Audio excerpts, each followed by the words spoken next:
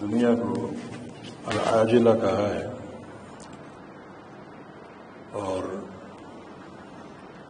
آخرت کے دن کو یوم ثقیل، یہ بھاری اور بوجھل دن۔ عاجلہ کے دو معنی ہیں۔ یہ عاجلہ عجلت سے ہے، جلدی۔ دنیا کو عاجلہ اس لیے کہا جاتا ہے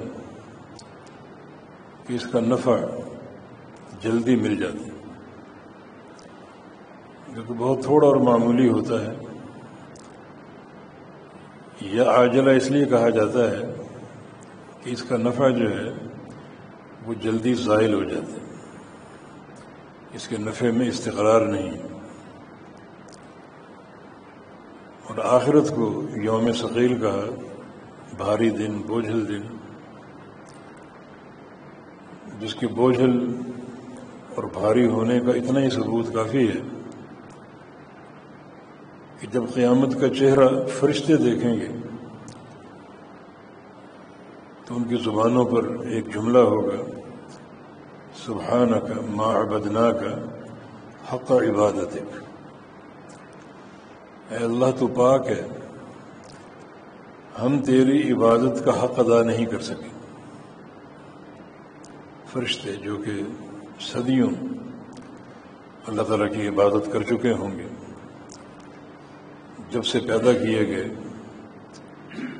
اس وقت سے لے کر قیامت کے وقوع تک مستقل وہ عبادت کر رہے ہیں، ایک ہی طرح کی عبادت میں مصروف ہیں۔ مگر جب وہ قیامت کا چہرہ دیکھیں گے اور اس کی ہولناکیاں دیکھیں گے، شدید زلزلہ دیکھیں گے، تو وہ بھی اس قدر خوف اور ہیبت میں مبتلا ہو جائیں گے کہ ان کو اپنی صدیوں کی عبادت قیامت کی شدائد کے مقابلے میں حقیر معلوم ہوگی۔ حالانکہ ان کا حساب و کتاب نہیں ہے، مگر اس دن کی ہیبت ان پر طاری ہوگی، جس کی دوسری مثال اللہ تعالیٰ کا فرمان ہے، کیف تتقون ان کفرتم یوم یجعل الولدان شیبا۔ اگر تم ہماری بات نہیں مانو گے تو اس دن سے کیسے بچ سکو گے جس دن کی ہیبت کو دیکھ کر ایک دودھ پیتا بچہ بوڑھا ہو جائے گا۔ کہ دودھ پیتے بچے کا کیا حساب، وہ معصوم، مگر وہ بھی اس دن کی شدت کا احساس کرے گا اور فرط غم سے اس پر بڑھاپا طاری ہو جائے گا۔ نبی علیہ السلام کی ایک حدیث ہے کہ لو ان رجلا یجر علی رأسہ من یوم ولد الی یوم یموت حرما فی مرضات اللہ لحقرہ یوم القیامہ۔ ایک شخص کو اگر پیدا ہوتے ہی دنیا میں چہرے کے بل گھسیٹا جائے اللہ کی رضا میں، اللہ کی راہ میں، جیسے بلال حبشی کو گھسیٹا گیا، عمار ابن یاسر کو گھسیٹا گیا، اور ان کے بوڑھے والد یاسر کو گھسیٹا گیا اللہ کی رضا میں، اللہ کی راہ میں، فی سبیل اللہ، انہوں نے صبر کیا، ان پر تو یہ عذاب چند دن طاری رہا۔ لیکن ایک شخص اگر پیدا ہوتے ہی گھسیٹا جائے حتیٰ کہ اس پر بڑھاپا آ جائے اور وہ بوڑھا ہو کر مرے، اس وقت تک گھسیٹا جائے، سب اللہ کی راہ میں ہو، فی سبیل اللہ ہو، اللہ کی رضا کی خاطر ہو، نیکی تو بہت بڑی ہے، لیکن لحقرہ یوم القیامہ، قیامت کے دن وہ اپنی اس نیکی کو حقیر جانے گا جب وہ قیامت کا چہرہ دیکھ لے گا۔ بڑا یہ ہولناک ایک منظر ہے، ہولناک ایک چہرہ ہے بسم اللہ الرحمن الرحیم اذا زلزلت الارض زلزالها واخرجت الارض اثقالها، جب یہ زلزلے آئیں گے قیامت کے اور زمین اپنا بوجھ نکال دے گی۔ اس بوجھ کی ایک تفسیر یہ ہے کہ جو زمین میں مخفی خزانے ہیں، بڑے بڑے ستونوں کی طرح سونے اور چاندی چمک دمک، زمین باہر نکال دے گی، اور وہ انسان جو ہے 1-2 تولے سونے کی خاطر جھوٹ بھی بولتا ہے، مکاریاں کرتا ہے، لڑائی جھگڑے کرتا ہے، قتل و غارت گری کرتا ہے، وہ ان سلاخوں کو دیکھے گا، ان ستونوں کو دیکھے گا سونے کے، اور ان کی طرف کوئی توجہ نہ ہوگی اسے۔ یہ قیامت کا چہرہ دیکھ چکے اور اس کی ایک ہولناکی اور شدت ملاحظہ کر چکے۔ امام ذہبی رحمہ اللہ، ان کی کتاب ہے سیر اعلام النبلاء، اس میں وہ عمرو بن عاص کا ایک چھوٹا سا قصہ لائے ہیں۔ جب وہ بستر مرگ پہ تھے، آخری ان کا سفر تھا، آخری مرض تھا، اور ان کا بیٹا عبداللہ بن عمرو، وہ ان کی چارپائی پر بیٹھا ہوا تھا، دونوں باپ بیٹا۔ ان دونوں باپ بیٹوں کے بارے میں ایک علمی نقطہ یہ ہے کہ ان دونوں کی عمر میں 12 سال کا فرق تھا۔ یوں سمجھے کہ 11 سال کی عمر میں عمرو بن عاص کی شادی ہوئی، اور 1 سال بعد یہ عبداللہ پیدا ہوئے۔ باپ 12 سال کا ہے اور بیٹا ابھی پیدا ہوا ہے، 12 سال کا فرق تھا۔ اللہ تعالیٰ کی قدرت کے عجائب ہیں۔ تو جب یہ آخری ان کی سانسیں چل رہی ہیں تو ان کا ایک تجارت کا مال لایا گیا، تجارت کا مال، پرافٹ، ان کا ایک صندوق سونے سے بھرا ہوا، یہ فلاں علاقے کی آپ کی تجارت کا نفع ہے۔ دیکھا وہ سونا دیکھا، مگر چونکہ آخری سانسیں چل رہی ہیں اور اگلے جہاں میں جھانک چکے ہیں، اب یہ دنیا روکھی پھیکی ہو گئی۔ بیٹے سے کہا بیٹا تم لے لو۔ بیٹے نے کہا ابا جان مجھے اس دنیا کے مال و زر کی کوئی تمنا نہیں، میں یہ قبول کر لوں اور اپنے ساتھ اس کو لے جاؤں، پھر اس کا مجھے حساب و کتاب دینا پڑے، میں نے یہ کیا کرنا ہے۔ اس وقت ان کی زبان پر یہ الفاظ تھے کہ لو کانت ملیئۃ بعرۃ، کاش اس صندوق میں سونا نہ ہوتا بلکہ بکری کی مینگنیاں ہوتی۔ اب یہ سونا بھی مجھے حساب و کتاب کے لیے لے جانا پڑے گا۔ اب دیکھیں یہ قیامت کا چہرہ دیکھا ہے اور دنیا بالکل روکھی پھیکی، اتنا مقدار کا سونا کوئی قدر نہیں۔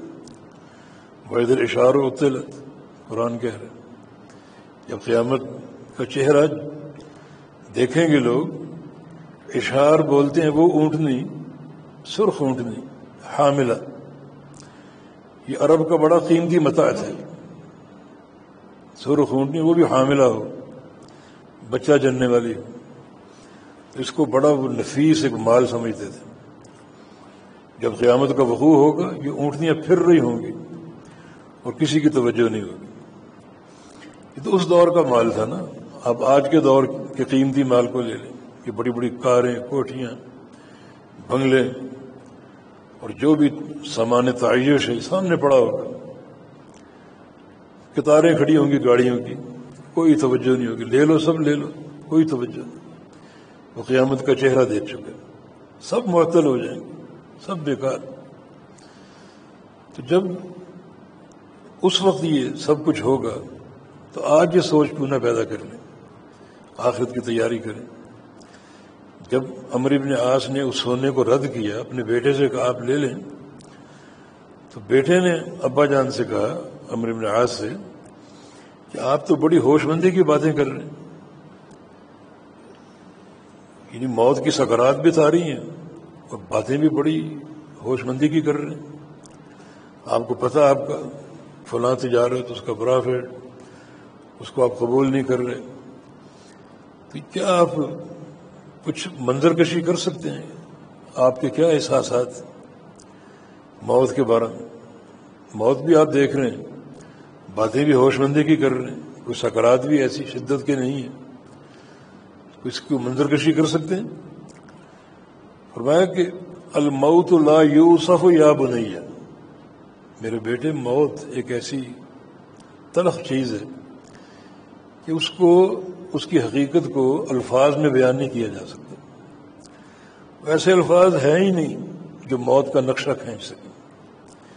لیکن کچھ باتیں تمہارے قریب کرتا ہوں، تمہیں کچھ پتہ چل جائے کہ موت کیا ہے. کأن رضوہ فوق اعناقی، رضوہ ایک عرب کے علاقوں کا پہاڑی سلسلہ ہے.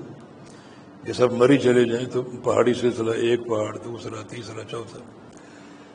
کہ لگتا ہے کہ وہ رضوہ کے سارے پہاڑ اکھیڑ کر میرے سر پہ لا دیے گئے. اتنا بوجھ محسوس ہو رہا ہے، اتنا وزن محسوس ہو رہا ہے کہ وہ سارے کوہ مری کے سارے پہاڑ جو ہیں وہ اکھاڑ کر سارے میرے سر پہ لا دیے گئے.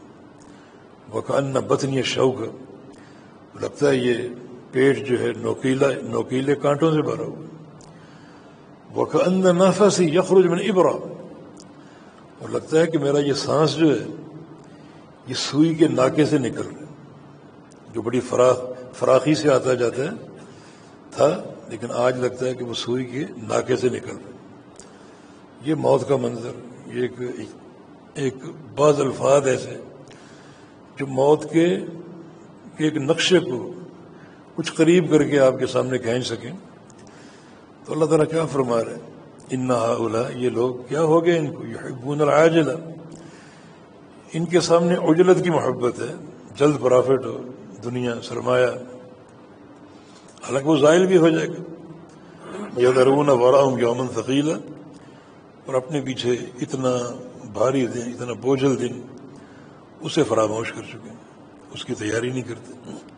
سنن نسائی کی حدیث، رسول اللہ صلی اللہ علیہ وسلم ایک جنازے میں تھے، قبر کھودی جا رہی تھی اور میت سامنے رکھی ہوئی تھی. اچانک اب زاروں کے دار رو پڑے، اور پھر آپ نے قبر کی طرف اشارہ کیا، لمثل ھذا فاعدوا، کہ اس گھر کی تیاری کر کے آنا، بغیر تیاری کے مت آنا. اور شریعت مطہرہ میں ہر مرحلے کی تیاری کے اسباب موجود ہیں. قبر کی تیاری کیسے کرنی ہے، اللہ تعالیٰ کی عدالت جب اس کا سامنا کرنا ہوگا، اس کے روبرو پیش ہونا ہوگا، حساب و کتاب دینا ہوگا، اس کی تیاری کے قواعد کیا ہیں. پھر آگے چل کر اعمال تولے جائیں گے، وہاں کیسے سرخرو ہونا ہے، کیسے کامیاب ہونا ہے. پل صراط ہے، بڑی ایک مہیب ایک منزل ہے، وہاں سے کیسے گزرنا ہے، کیسے کامیاب ہونا ہے. اور پھر یہ جو حوض کوثر ہے قیامت کا، جو میری آپ کی سب کی ضرورت ہے. جب سورج ایک میل کے فاصلے پر ہوگا اور پیاس کی بھی شدت ہوگی اور ظاہری جسم پر اتنی گرمی کے آثار ہوں گے کہ بڑا خوفناک پسینہ ہوگا. پسینے کی شدت کو دیکھ کر لوگ کہیں گے اللہم ارحنا منہ ولا الی النار، یا اللہ پسینے سے چھٹکارا دے دے، جہنم میں ڈال دے، جہنم میں چلے جائیں گے. اس پسینے سے چھٹکارا دے دے. تو اس سے چھٹکارا کیسے لینا ہے؟ یہ پانی پی کر جو اندرونی پیاس کیسے بجھانی، یہ ضرورت ہے. جسے ایک گھونٹ مل جائے حوض کوثر کے پانی کا، 50,000 سال کے میدان محشر میں اس کو پیاس نہیں لگے گی. تو کیا قواعد ہیں اس کے، کیسے کامیاب ہونا ہے، وہ پانی کیسے حاصل کرنا ہے. ہر مرحلے میں کامیابی کے اسباب موجود ہیں، ہر مرحلے میں کامیابی کے وسائل ہمیں دیے گئے ہیں. تو وہ آپ پڑھیں، علماء سے سنیں، تاکہ اخروی تیاری جو ہے اس کے لیے آسانیاں پیدا ہوں اور اس کے لیے راستہ ہموار ہو، اور اللہ تعالیٰ کے ہاں سرخرو ہو سکیں اس کے حساب و کتاب کے موقع پر. اور یہ آیت کریمہ ہمیشہ ہمارے سامنے رہے. یہ لوگ کیا ان کو ہو گیا، دنیا کی محبت میں مبتلا ہیں اور آخرت کو فراموش کیے بیٹھے. آخرت کو فراموش نہیں کرنا، ہمیشہ اس کو سامنے رکھنا ہے. اللہ کے پیارے پیغمبر فرمایا کرتے تھے لو انکم تعلمون ما اعلم لضحکتم قلیلا ولبکیتم کثیرا وما ضاجعتم نساءکم علی فروشکم. یہ آخرت کے بارے میں جو کچھ میں جانتا ہوں اگر تم جان لو تمہاری ہنسیاں بند ہو جائیں، رونے بیٹھ جاؤ، بستروں کی نیندیں بھول جاؤ، بستروں کی لذتیں بھول جاؤ. بل خرجتم للسعودات، اور شہروں کو چھوڑ کر، بستیوں کو چھوڑ کر، اپنے گھر بار کو چھوڑ کر، کوٹھیوں بنگلوں کو چھوڑ کر جنگلوں کا رخ کرو دو اور مستقل آہو زاری کرنا شروع کر دو، گر گڑانا شروع کر دو، جو کچھ میں جانتا ہوں اگر تم جان لو۔ کیف انعم وقد التقم السور صاحبہ، میں تمہیں کیسے ہنستا دکھائی دوں؟ مجھے یہ حقیقت معلوم ہے کہ سور بھونکنے والا فرشتہ اپنے منہ میں سور دبائے کھڑا، اس کی ڈیوٹی ہے، اور وہ ڈیوٹی انجام دینے کے لیے اس کی حیثیت کیا ہے؟ سر جھکائے ہوئے ہے اللہ کے امر کی تواضع میں، اور اس کی آنکھیں عرش مولا پر ٹکی ہوئی، جیسے اللہ کا امر آ جائے فوراً پھونک دے۔ تو مجھے یہ حقیقت معلوم ہے، پھر میں کیسے تمہیں ہنستا دکھائی دوں؟ تو نبی علیہ السلام کی یہ فرمان ہے، حالانکہ رحمت العالمین اور سید ولد آدم، سارے انبیاء کے سردار، ساری کائنات کے سردار، اللہ کے مقربین میں سے، قدم قدم پر جنت کی بشارتیں موجود ہیں، مگر خوف کا، ڈر کا عالم آپ دیکھیے۔ تو ان حقیقتوں کو سامنے رکھ کر اپنے یوم معاد کی، اس یوم ثقیل کی تیاری کرنی ہے۔ اللہ پاک توفیق عطا فرما دے، اور اللہ رب العزت کو ہم سب کو کامیابی عطا فرما دے، ان سارے مراحل کا ادراک دے دے، اور وہ جو اصول ہیں تیاری کے اللہ تعالیٰ ہمیں ان کا فہم دے دے، اور اصولوں کے مطابق اللہ تعالیٰ ہمیں تیاری کی توفیق عطا فرما دے۔ وآخر دعوانا ان الحمد للہ رب العالمین۔